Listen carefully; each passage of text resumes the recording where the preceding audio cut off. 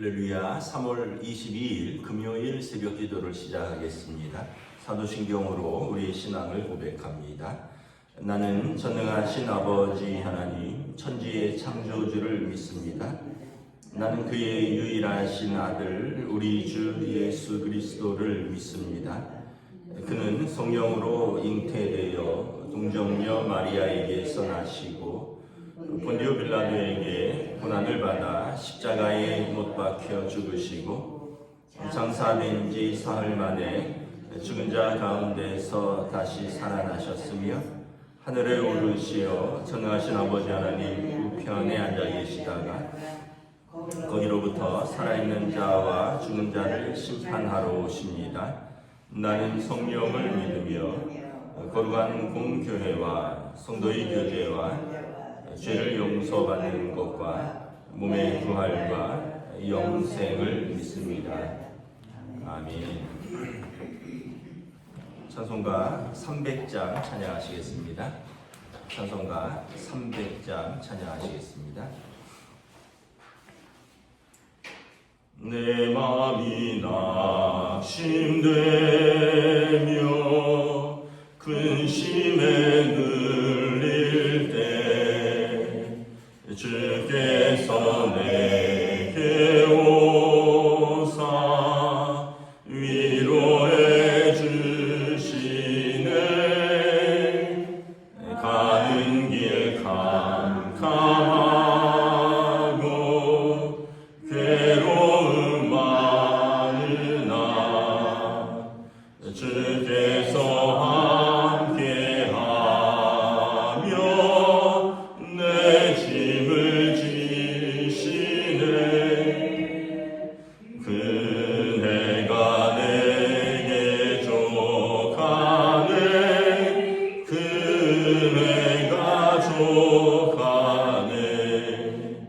이 괴로운 세상 지날 때 그네가 족하네. 희망이 사라지고 친구 날 버릴 때 시내에 속삭이며 새 희망 주시네. 싸움이 맹렬하여 두려워 떨 때에 승리의 왕이 되신 춤성 들리네. 그네가 내게 족하네. 그네가 족하네. 이 괴로운 세상 지날 때 그네가 족하네. 번민이 가득 차고 눈물이 흐를 때 주 나의 곁에 오사 위로해 주시네. 환난이 닥쳐와서 어려움 당할 때 주님의 능력이 원수를 이기네. 그네가 내게 족하네. 그네가 족하네. 이 괴로운 세상 지날 때 그네가 족하네. 아멘. 오늘 우리 주신 하나님 말씀은 구약 성경 성경은 시편 59편입니다. 시편 59편의 말씀입니다. 다 찾으신 줄 알고 저 여러분들이 한 절씩 교독하도록 하겠습니다. 시편 59편입니다. 나의 하나님이여, 나의 원수에게서 나를 건지시고 일어나 치려는 자에게서 나를 높이 드소서. 악을 행하는 자에게서 나를 건지시고 피 흘리기를 즐기는 자에게서 나를 구원하소서. 그들이 나의 생명을 해하려고 엎드려 기다리고 강한 자들이 모여 나를 치려 하오니, 여호와여, 이는 나의 잘못으로 말미암음이 아니요 나의 죄로 말미암음도 아니로소이다. 내가 허물이 없으나 그들이 달려와서 스스로 준비하오니, 주여 나를 도우시기 위하여 깨어 살펴주소서. 주님은 만군의 하나님 여호와 이스라엘의 하나님이오니, 일어나 모든 나라들을 벌하소서. 악을 행하는 모든 자들에게 은혜를 베풀지 마소서. 그들이 적으로 돌아와서 개처럼 울며 성으로 두루다니고, 그들의 입으로는 악을 토하며 그들의 입술에는 칼이 있어 이르기를 누가 들으리요 하나이다. 여호와여, 주께서 그들을 비웃으시며 모든 나라들을 조롱하시리라. 하나님은 나의 요새이시니 그의 힘으로 말미암아 내가 주를 바라리이다. 나의 하나님이 그의 인자하심으로 나를 영접하시며 하나님이 나의 원수가 도움받는 것을 내가 보게 하시리이다. 그들을 죽이지 마옵소서. 나의 백성이 잊을까나이다. 우리 방패 되신 주여, 주의 능력으로 그들을 흩으시고 낮추소서. 그들의 입술의 말은 곧 그들의 입의 죄라. 그들이 말하는 저주와 거짓말로 말미암아 그들이 그 교만한 중에서 사로잡히게 하소서. 진노하심으로 소멸하시되 없어지기까지 소멸하사 하나님이 야곱 중에서 다스리심을 땅끝까지 알게 하소서. 그들이 적으로 돌아와서 개처럼 울며 성으로 두루 다니게 하소서. 그들은 먹을 것을 찾아 유리하다가 배부름을 얻지 못하면 밤을 새우려니와, 나는 주의 힘을 노래하며 아침에 주의 인자하심을 높이 부르리이다. 주는 나의 요새이시며 나의 환난 날의 피난처이시니라. 함께 읽습니다. 나의 힘이시여, 내가 주께 찬송하오리니, 하나님은 나의 요새이시며 나를 긍휼히 여기시는 하나님이시니이다. 아멘. 할렐루야. 네, 오늘도 새 날을 주셨습니다. 하나님께서 은혜와 평강으로 함께하여 주시기를 축복합니다. 네, 시편 59편도 다윗의 탄원시입니다. 제목의 부제를 보면 사울이 사람을 보내어 다윗을 죽이려고 그 집을 지킨 때에 이렇게 나와 있습니다. 사무엘상 19장에 보면 사울 왕이 이제 다윗을 죽이려고 암살자들을 이제 다윗의 집에 보냅니다. 다윗이 용사인 것을 알고 아주 뛰어난 용사들을 암살자로 무장해서 보내는 거죠. 그런데 이제 다윗의 아내 미갈이 기지를 발휘해서 다윗을 살리는 그런 내용입니다. 그리고 다윗이 그 집에서 도망가죠. 여러분, 미갈이 누구냐면 사울의 딸이에요. 그러니까 사위를 죽이려고 장인이 암살자를 보내고 자기 딸이 살려주는 거예요. 이스라엘의 가장 위대한 장군 골리앗을 죽인 나라의 영웅을 죽이려고 왕이 암살자를 보내는 거예요. 그러니까 다윗이 기가 막힌 거죠. 그래서 여기서 도망 나와서 하나님한테 호소하는 거죠. 이스라엘의 왕은 기본적으로 재판관이라고 했습니다. 하나님의 말씀으로 하나님의 백성들을 하나님의 뜻에 따라 재판하고 통치하는 사람이 이스라엘의 왕입니다. 그러니까 이스라엘의 왕은 어떤 사람이냐면 하나님의 말씀을 가장 잘 알아야 되고요. 그리고 하나님의 말씀을 가장 잘 순종하는 사람이고, 그리고 그 법을 가장 잘 지키고 공의로운 사람이 이스라엘의 왕이어야 됩니다. 그런데 오늘 본문에 보면 왕이 다윗을 죽이려고 암살자를 보내는 거죠. 여러분, 율법에 살인자도 재판을 받도록 되어 있습니다. 2명 이상의 증인을 세워서 재판을 받고 그리고 사형에 처하는 것이 법입니다. 근데 왕이, 여러분, 이 왕은 이제 대법관 같은 사람입니다. 그래서 지역의 재판장들이 재판을 하고 그리고 여기에서 만족하지 않으면 그 다음으로 올라가고 이런 식으로 해서 최종적으로 왕이 재판을 하는데, 그때 왕이 하나님의 말씀, 그 왕이 가까이 해야 할 것이 하나님의 말씀이고요. 왕이 멀리 해야 할 것이 이제 여인들과 말이라고 했습니다. 말은 자기 힘을 상징하는 거고, 여인들은 이제 말 그대로 이제 정욕을 삼가라는 거죠. 그리고 가까이 해야 되는 것은 하나님의 말씀입니다. 그 왕은 제일 가까이 해야 되는 게 하나님의 말씀이에요. 그래서 율법을 따라 백성을 재판해야 되는데, 아니 자기 백성을 이렇게 암살하려고 하는 왕이 있으면 여러분 이 공정한 재판이 이루어지지 않는 거죠. 말씀드렸다시피 사형수도 1심에서 억울하면 재심을 이제 2심으로 올라가고, 상급법원에서 또 억울하면 대법원까지 올라가는 이런 3심 제도가 있는데, 여러분 왕이, 오늘로 말하면 대통령이 불법을 행하는 거예요. 그러면 여러분 그 백성이 어떻게 안심하고 살 수 있겠습니까? 여러분 우리가 안심한다라는 것은 어떤 의미가 있냐면 이렇게 상식적으로 기대할 수 있다라는 게 안심한다라는 표현입니다. 여러분 어떤 사람하고 만났어요. 만약에 집에 그런 사람이 있다고 생각했어요.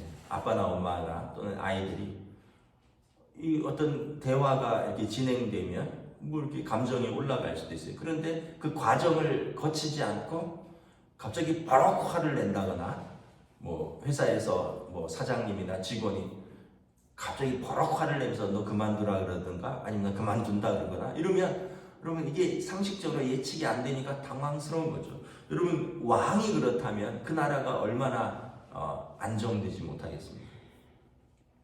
어제 뉴스에 뭐가 나왔냐면, 이제 요맘때가 항상 벚꽃이 절정이라는 거예요. 그래서 각 지자체가 다 벚꽃 축제를 뭐 이번 20일부터 또는 다음 주가, 남쪽은 지난 20일부터고요.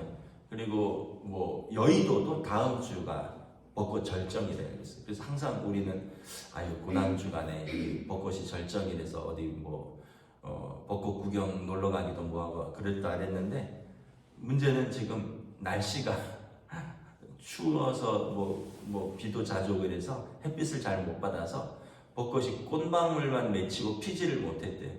그래서 남쪽에도 지금 벚꽃 축제를 해야 되는데 벚꽃이 안 열렸대요. 그러니까 이제 다음 주에 그 서울도 벚꽃 축제인데, 지금 여러분 보세요. 남산도 벚꽃 축제 하려면 벚꽃이 지금 펴야 되잖아요. 그러니까 이게 뭐예요? 지금 지자체가 다 당황하고 있다는 거예요.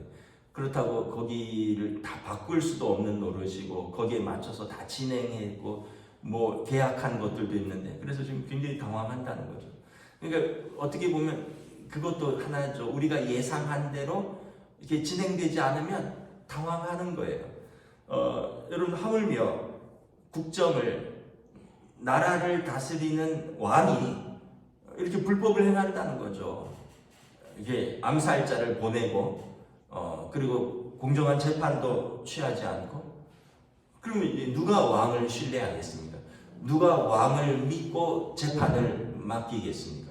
누가 왕에게 호소할 수 있겠습니까? 조선시대에도 그런 게 있었다 그러잖아요. 신문고가 있었다 그러잖아요.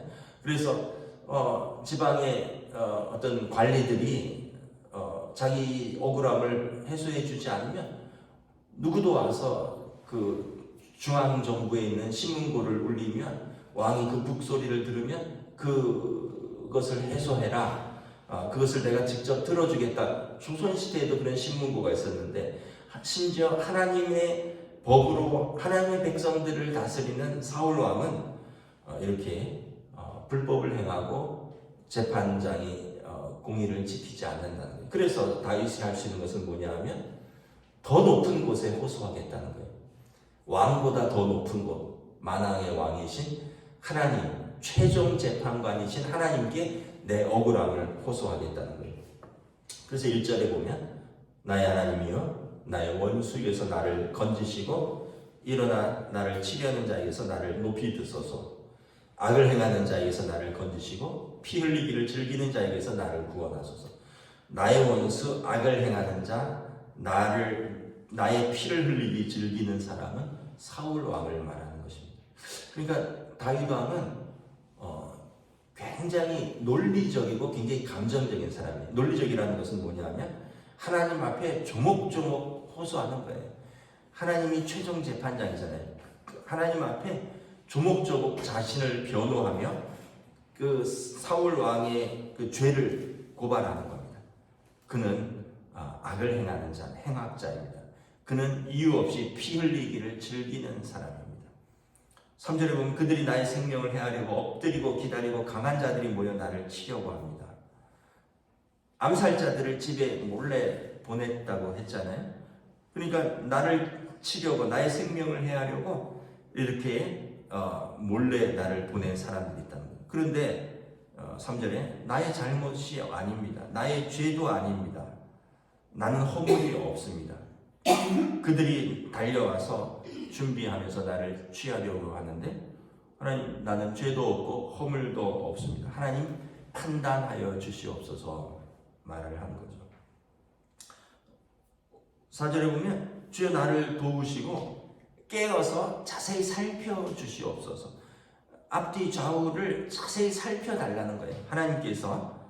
그래서 만군의 하나님 이스라엘의 하나님 일어나 나라들을 벌하시고 악을 행하는 자들에게 은혜를 베풀지 마소서. 다윗은 하나님의 법을 붙들고 호소하는 겁니다. 그냥 단순히 그냥 하나님 내 편이시니 하나님 나를 구원하소서가 아니라 하나님의 공의에 기대어서 호소하는 것입니다. 하나님의 율법에 호소하는 것입니다.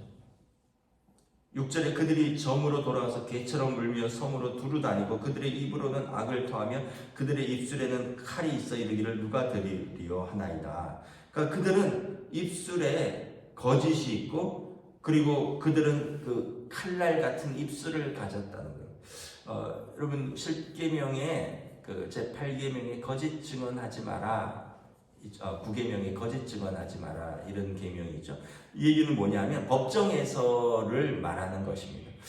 그래서 이스라엘의 율법에서 거짓 증언하면 어떤 이제 우리로 말하면 위증하면 어떤 벌이 있냐면 살인자를 위하여 위증하면 그 살인한 자가 받는 형벌을 위증한 사람이 대신 받아야 됩니다.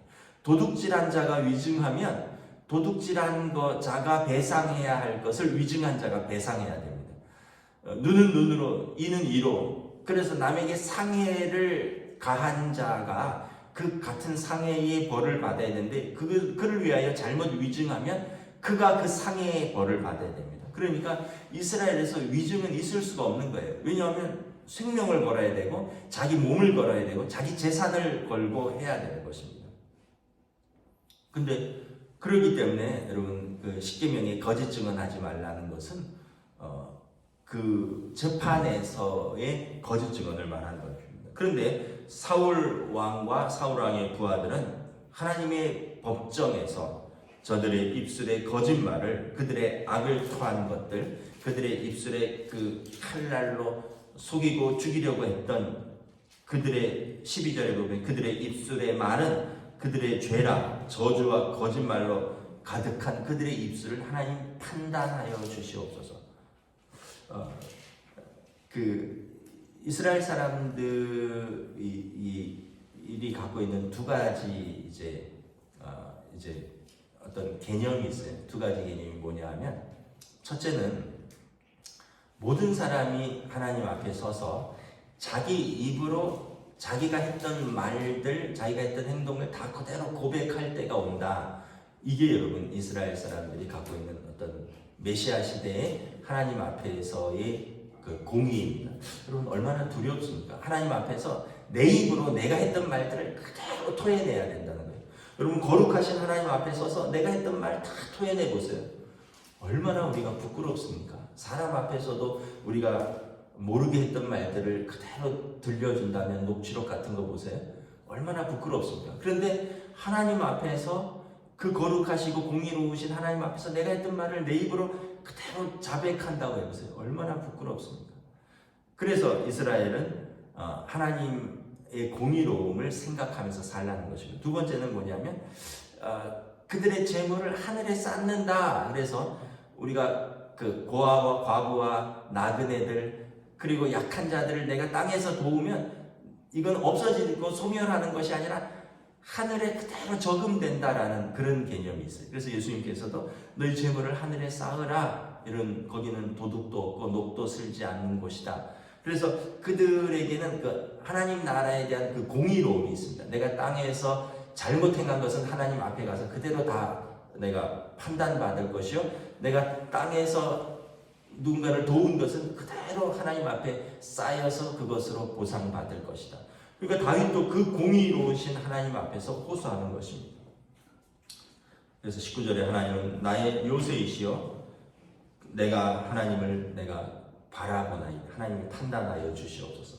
10절에 나의 하나님이여 인자하심으로 나를 영접하시고, 하나님은 의인들을 영접하시고 원수들을 심판하실 것입니다. 나는 하나님의 공의로운 법을 붙들고 사는 사람이오니 하나님 나를 영접하시고 악인들, 하나님의 원수들은 보응하여 주시옵소서.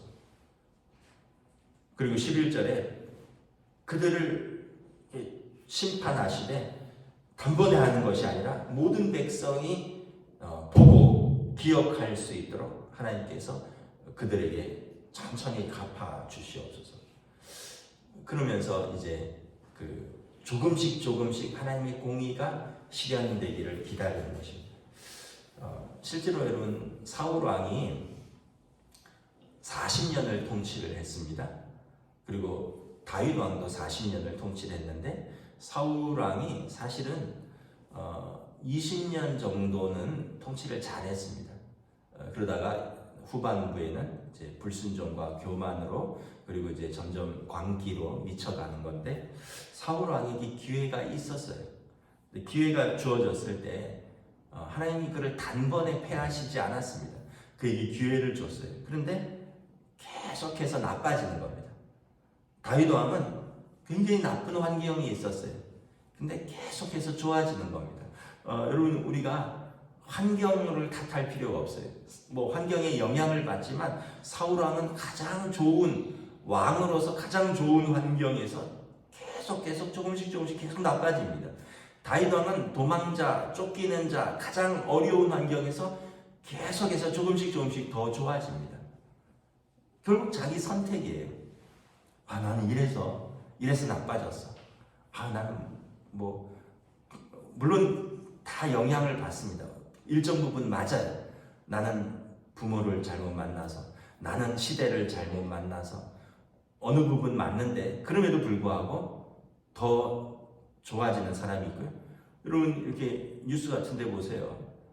아주 재벌 2세들, 3세들 또는 연예인들, 이런 사람들이 부와 명예와 이런 걸 가지고 다 태어나고 그런 걸 다 누릴 수 있는데도 어떻게 하다 보면 뭐 불륜으로 가정이 깨지기도 하고, 어떻게 보면 마약하다가 자기 인생이 망가지기도 하고, 결국은 환경이 더 좋아지는 사람이 있고, 환경 때문에 더 나빠져야 하는데 그럼에도 불구하고 더 좋아지는 사람이 있고, 환경 때문에 더 이제 좋아져야 되는데도 더 나빠지고, 더 나빠져야 되는데 더 좋아지는 사람이 있다는 거예요.